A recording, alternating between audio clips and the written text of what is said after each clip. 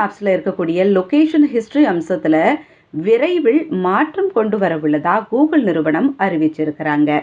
உங்கள் மொபைலில் உள்ள கூகுள் அக்கௌண்ட்டில் நீங்கள் செல்லும் அனைத்து இடங்கள் மற்றும் வழிகளின் விவரங்களை சேமித்து வைக்கும் அம்சத்தையே லொகேஷன் ஹிஸ்ட்ரி அப்படின்ட்டு சொல்கிறோம். லொகேஷன் ஹிஸ்ட்ரி மூலம் பெறப்படும் தரவுகள் கூகுள் நிறுவனத்தின் கிளவுடில் சேமிக்கப்படுது.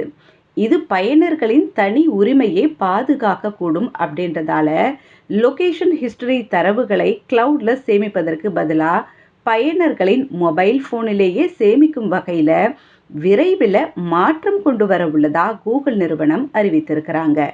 இந்த மாற்றத்தின் மூலம் உங்கள் மொபைலில் உள்ள கூகுள் மேப்ஸ் செயலியில் மட்டுமே நீங்கள் சென்ற இடங்களின் தரவுகளை பார்க்க முடியும். வெப் ப்ரௌசரில் உள்ள கூகுள் மேப்ஸில் இந்த தரவுகளை பார்க்க முடியாது.